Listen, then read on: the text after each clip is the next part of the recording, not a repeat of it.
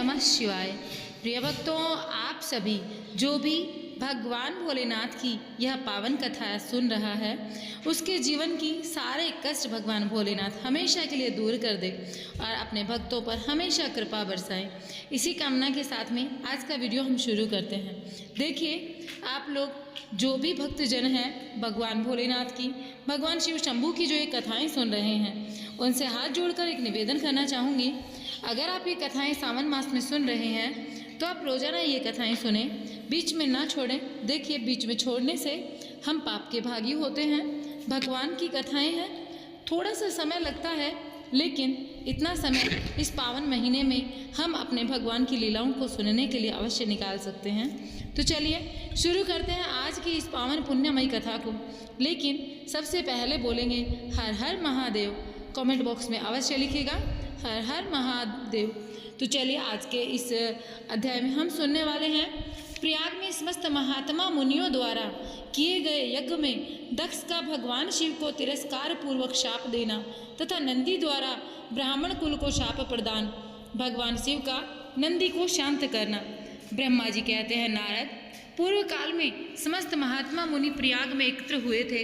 वहाँ सम्मिलित हुए उन सब महात्माओं का विधि विधान से एक बहुत बड़ा यज्ञ हुआ।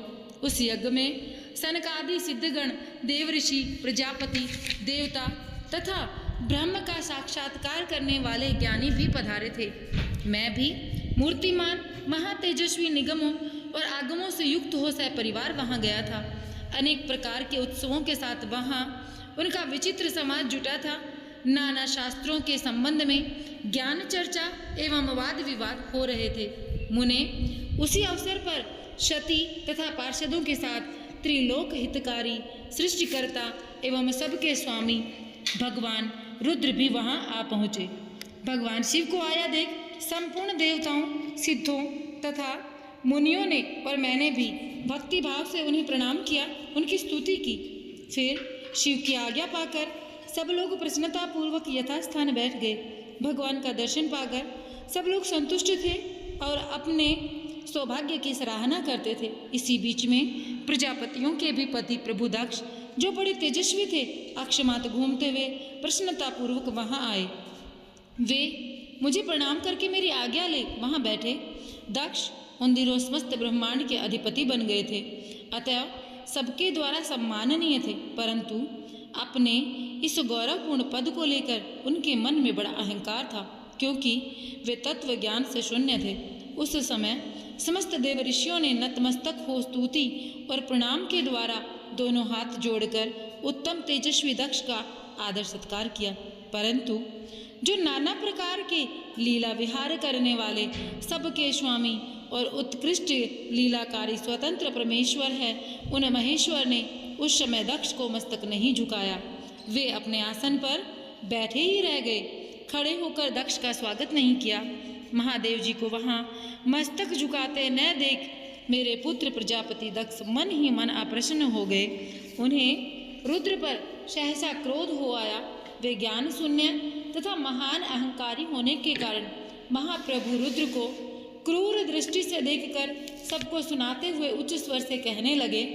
दक्ष ने कहा, ये सब देवता, असुर, श्रेष्ठ ब्राह्मण तथा ऋषि मुझे विशेष रूप से मस्तक झुकाते हैं, परंतु वह जो प्रेतों और पिशाचों से घिरा हुआ महामनस्वी बनकर बैठा है, वह दुष्ट मनुष्य के समान क्यों मुझे प्रणाम नहीं करता? शमशान में निवास करने वाला यह निर्लज्ज जो मुझ पर इस समय प्रणाम नहीं करता, इसका क्या कारण है? इसके वेदोक्त कर्म लुप्त हो गए हैं या भूतों और पिशाचों से सेवित हो मतवाला बना फिरता है और शास्त्रीय विधि की अवहेलना करके नीति मार्ग को सदा कलंकित किया करता है। इसके साथ रहने वाले या इसका अनुसरण करने वाले लोग पाखंडी, दुष्ट, पापाचारी तथा ब्राह्मण को देखकर उदंडता पूर्वक उसकी निंदा करने वाले होते हैं।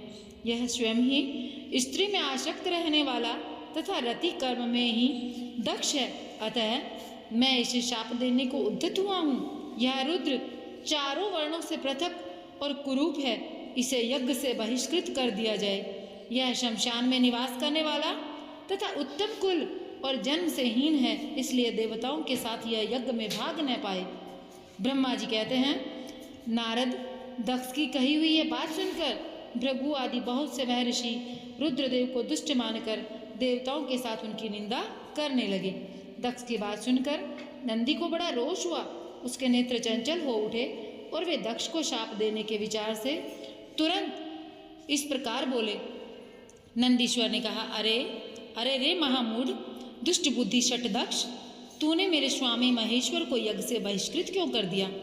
जिनके स्मरण मात्र से यज्ञ सफल और तीर्थ और पवित्र हो जाते हैं, उन्हीं महादेव जी को तूने शाप कैसे दे दिया?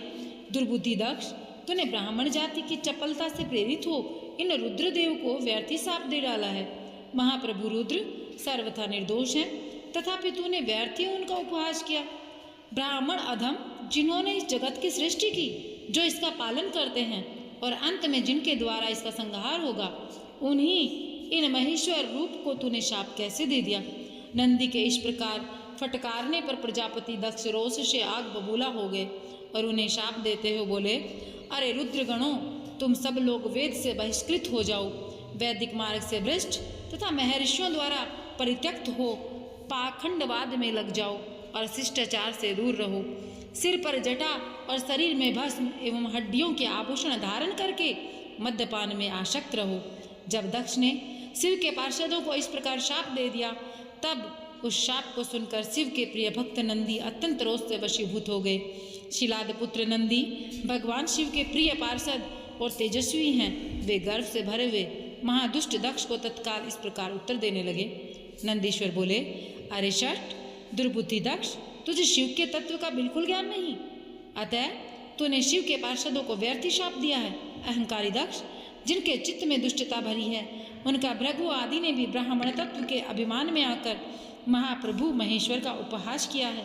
अतः यहाँ जो भगवान रुद्र से विमुख तुझ जैसे दुष्ट ब्राह्मण विद्यमान हैं, उनको मैं रुद्र तेज के प्रभाव से ही शाप दे रहा हूँ। तुझे जैसे ब्राह्मण कर्म फल के प्रशंसक वेदवाद में फंसकर वेद के तत्व ज्ञान से शून्य हो जाएं। वे ब्राह्मण सदा भोगों में तन्मय रहकर स्वर्ग को ही सबसे बड़ा पुरुषार्थ मानते हुए स्वर्ग से बढ़कर दूसरी कोई वस्तु नहीं ऐसा कहता रहें, तथा क्रोध लोभ और मद से युक्त हो निर्लज्ज भिक्षुक बने रहें। कितने ही ब्राह्मण वेद मार्ग को सामने रखकर शूद्रों का यज्ञ कराने वाले और दरिद्र होंगे, सदा दान लेने में ही लगे रहेंगे। दूषित दान ग्रहण करने के कारण वे सब के सब नरकगामी होंगे। दक्ष, उनमें से कुछ ब्राह्मण तो ब्रह्म राक्षस भी होंगे। जो परमेश्वर शिव को सामान्य देवता समझकर उनसे द्रोह करता है, वह दुष्ट बुद्धि वाला प्रजापति दक्ष तत्व ज्ञान से विमुख हो जाए। यह विषय सुख की इच्छा से, कामना रूपी कपट से युक्त धर्म वाले ग्रस्त आश्रम में आसक्त रहकर कर्म कांड का तथा कर्म की फल की प्रशंसा करने वाले सनातन वेदवाद का ही विस्तार करता रहे। इसका आनंददायी मुख नष्ट हो जाए, यह आत्मज्ञान को भूलकर पशु के समान हो जाए। यह दक्ष कर्म भ्रष्ट हो शीघ्र ही बकरे के मुख से युक्त हो जाए। इस प्रकार कुपित हुई नंदी ने जब ब्राह्मणों और दक्ष ने महादेव जी को शाप दिया, तब वहाँ महान हाहाकार मच गया। नारद, मैं वेदों का प्रतिपादक होने के कारण शिव तत्व को जानता हूँ, इसलिए दक्ष का वह शाप सुनकर मैंने बारंबार उसकी तथा भृगु आदि ब्राह्मणों की भी निंदा की। सदाशिव महादेव जी भी नंदी की वह बात सुनकर हंसते हुए से मधुर वाणी में बोले। वे नंदी को समझाने लगे। सदाशिव ने कहा, नंदिन, मेरी बात सुनो, तुम तो परम ज्ञानी हो, तुम्हें क्रोध नहीं करना चाहिए। तुमने भ्रम से यह समझकर कि मुझे शाप दिया गया, व्यर्थी ब्राह्मण कुल को शाप दे डाला। वास्तव में मुझे किसी का शाप छू नहीं सकता, अतः तुम्हें उत्तेजित नहीं होना चाहिए। वेद मंत्र अक्षरमय और सुक्तमय हैं। उसके प्रत्येक सुक्त में समस्त देहधारियों के आत्मा परमात्मा प्रतिष्ठित हैं। अतः उन मंत्रों के ज्ञाता नित्य आत्मवेता हैं। इसलिए तुम रोषवश उन्हें शाप न दो। किसी की बुद्धि कितनी ही दूषित क्यों न हो, वह कभी वेदों को शाप नहीं दे सकता। इस समय मुझे शाप नहीं मिला है, इस बात को तुम्हें ठीक ठीक समझना चाहिए। महामते, तुम सनकादि सिद्धकों को भी तत्व ज्ञान का उपदेश देने वाले हो, अतः शांत हो जाओ। मैं ही यज्ञ हूँ, मैं ही यज्ञ कर्म हूँ। यज्ञों के अंगभूत समस्त उपकरण भी मैं ही हूँ। यज्ञ की आत्मा भी मैं ही हूँ। यज्ञपरायण यजमान भी मैं हूँ और यज्ञ से बहिष्कृत भी मैं हूँ। यह कौन है? तुम कौन और ये कौन? वास्तव में सब में मैं ही तो हूँ। तुम अपनी बुद्धि से इस बात का विचार करो। तुमने ब्राह्मणों को व्यर्थ शाप दिया है। महामते नंदिन, तुम तत्व ज्ञान के द्वारा प्रपंच रचना का बाध करके आत्मनिष्ठ ज्ञानी एवं क्रोध आदि से शून्य हो जाओ। ब्रह्मा जी कहते हैं, नारद, भगवान शंभु के इस प्रकार समझाने पर नंदी के ईश्वर विवेक परायण हो क्रोध रहित एवं शांत हो गए। भगवान शिव भी अपने प्राण प्रिय पार्षद नंदी को शीघ्र ही तत्व का बोध कराकर प्रमथ गणों के साथ वहां से प्रसन्नतापूर्वक अपने स्थान को चल दिए।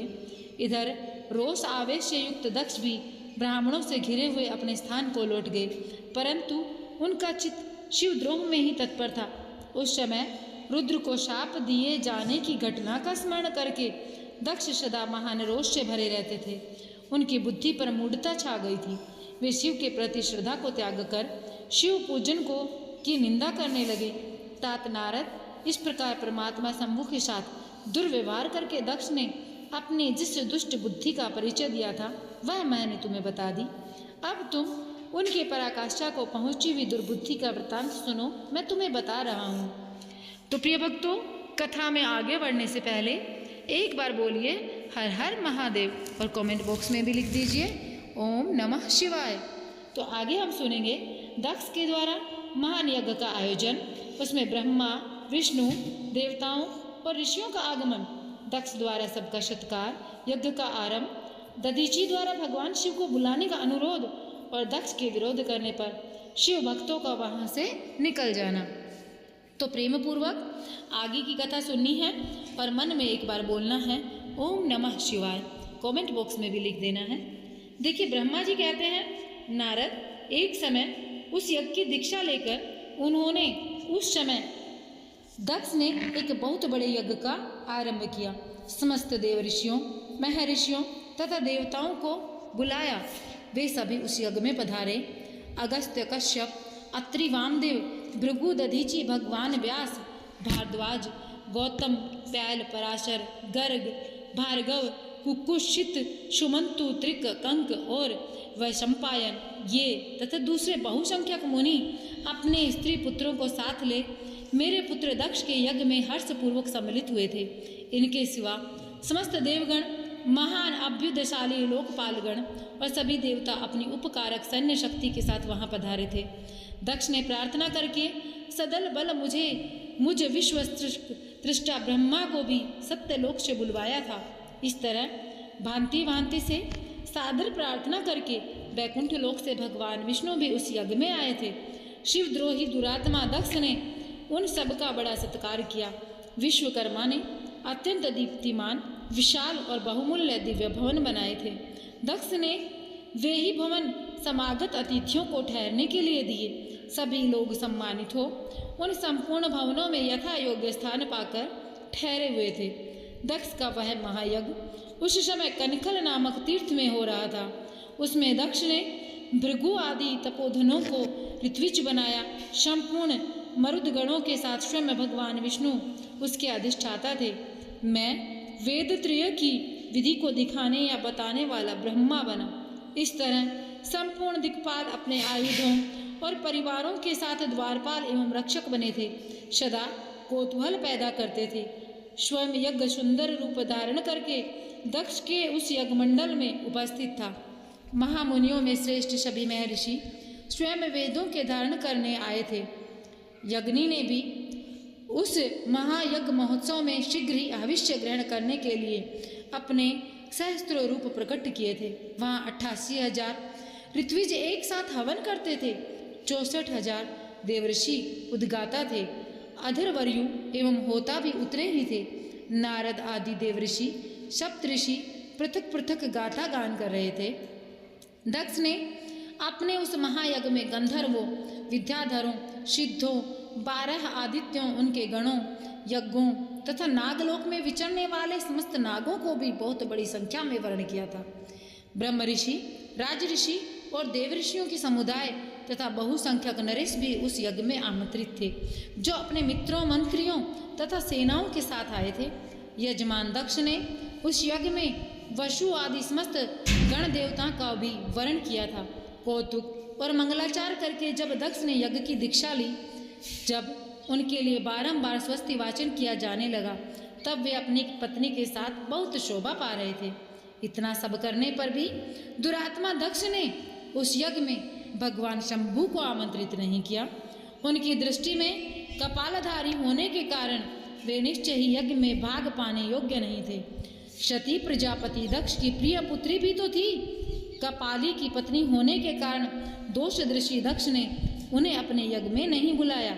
इस प्रकार जब दक्ष का वह यज्ञ महोत्सव आरंभ हुआ, यज्ञ मंडप में आए हुए सब ऋत्विज अपने अपने कार्य में संलग्न हो गए। उस समय वहां भगवान शंकर को उपस्थित न देख शिव भक्त दधीची का चित्त अत्यंत उद्विग्न हो उठा और वे यूं बोले।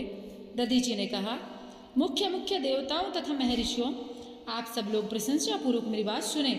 इस यज्ञ महोत्सव में भगवान शंकर क्यों नहीं आए? इसका क्या कारण है? यद्यपि ये देवेश्वर बड़े बड़े मुनि और लोकपाल यहाँ पधारे हैं, तथापि उन महात्मा पिनाक पाणी शंकर के बिना यह यज्ञ अधिक शोभा नहीं पा रहा। बड़े बड़े विद्वान कहते हैं कि मंगलमय भगवान शिव की कृपा दृष्टि से ही समस्त मंगल कार्य संपन्न होते हैं। जिनका ऐसा प्रभाव है वे पुराण पुरुष वृषभध्वज परमेश्वर श्री नीलकंठ यहाँ क्यों नहीं दिखाई दे रहे? दक्ष, जिनके संपर्क में आने पर अथवा जिनके स्वीकार कर लेने पर अमंगल भी मंगल हो जाते हैं, जिनके 15 नेत्रों से देखे जाने पर बड़े बड़े नगर तत्काल मंगल में हो जाते हैं, उनका इस यज्ञ में पदार्पण होना अत्यंत आवश्यक है। इसलिए तुम्हें स्वयं ही परमेश्वर शिव को यहाँ शीघ्र बुलाना चाहिए, अथवा ब्रह्मा, प्रभावशाली भगवान विष्णु अथवा देवराज इंद्र, लोकपाल गणों, ब्राह्मणों और सिद्धों की सहायता से सर्वथा प्रयत्न करके इस समय यज्ञ की पूर्ति के लिए तुम्हें भगवान शंकर को यहाँ लेकर आना चाहिए। आप सब लोग उस स्थान पर जाएं जहाँ महेश्वर देव विराजमान हैं। वहाँ से दक्षनंदिनी सती के साथ भगवान शंभु को यहाँ तुरंत लेकर आए। देवेश्वरों, जगदम्बा सहित वे परमात्मा शिव यदि यहाँ आ गए तो उनसे सब कुछ पवित्र हो जाएगा। उनके स्मरण मात्र से, उनका नाम लेने से सारे कार्य पुण्यमय बन जाएंगे। अतः पूर्ण प्रयत्न करके भगवान वृषभध्वज को यहाँ लाना चाहिए। भगवान शंकर के यहाँ पदार्पण करते ही यह यज्ञ पवित्र हो जाएगा, अन्यथा यह पूरा नहीं हो सकता। यह मैं सत्य कहता हूँ। दधीची का यह वचन सुनकर दुष्ट बुद्धि वाले मूढ़ दक्ष ने हंसते हुए रोषपूर्वक कहा, भगवान विष्णु संपन्न देवताओं के मूल हैं, जिनमें सनातन धर्म प्रतिष्ठित है। जब इनको मैंने आदर बुला लिया, तब इस यज्ञ कर्म में भला क्या कमी रह गई? और जिनके कारण अब ये वेद, यज्ञ और नाना प्रकार के समस्त कर्म प्रतिष्ठित हैं, वे भगवान विष्णु तो यहाँ आ ही गए हैं। इनके सिवा सत्यलोक से लोकपाल पितामह ब्रह्मा वेदों, उपनिषदों और विविध आगमों के साथ यहाँ पधारे हैं। देवगणों के साथ स्वयं देवराज इंद्र का भी शुभ आगमन हुआ है, तथा आप जैसे निष्पाप महर्षि भी यहाँ आ गए हैं। जो महर्षि यज्ञ में सम्मिलित होने योग्य हैं, शांत और सुपात्र हैं, वेद और वेदार्थ के तत्व को जानने वाले हैं और दृढ़तापूर्वक व्रत का पालन करते हैं, वे सब और स्वयं आप भी जब यहाँ पदार्पण कर चुके हैं, तब हमें यहाँ रुद्र से क्या प्रयोजन? विप्रवर, मैंने ब्रह्मा जी के कहने से ही अपनी कन्या रुद्र को ब्याह दी थी। वैसे मैं जानता हूँ वह कुलीन नहीं है, उनके न माता है न पिता। वे भूतों और प्रेतों और पिशाचों के स्वामी हैं, अकेले रहते हैं। उनका अतिक्रमण करना दूसरों के लिए अत्यंत कठिन है। वे आत्म प्रशंसक, मूढ़, जड़, मौनी और ईर्ष्यालु हैं। इस यज्ञ कर्म में बुलाए जाने योग्य नहीं हैं, इसलिए मैंने उनको यहाँ नहीं बुलाया। अतः दधीची जी, आपको फिर कभी ऐसी बात नहीं कहनी चाहिए। मेरी प्रार्थना है आप सब लोग मिलकर इस महान यज्ञ को सफल बनावें।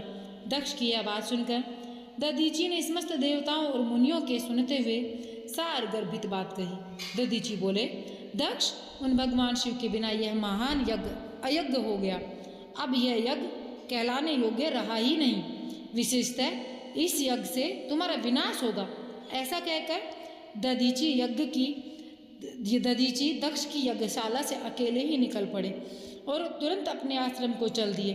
तदंतर जो मुख्य शिव भक्त तथा शिव के मत का अनुसरण करने वाले थे, वे भी दक्ष को वैसा ही शाप देकर वहाँ से निकले और अपने आश्रमों को चले गए। मुनिवर दधीचि दूसरे ऋषियों के उस यज्ञ मंडप से निकल जाने पर दुष्ट बुद्धि शिवद्रोही दक्ष ने उन मुनियों का भी उपहास किया और बोले, जिन्हें शिव ही प्रिय है वे नाम मात्र के ब्राह्मण दधीचि चले गए।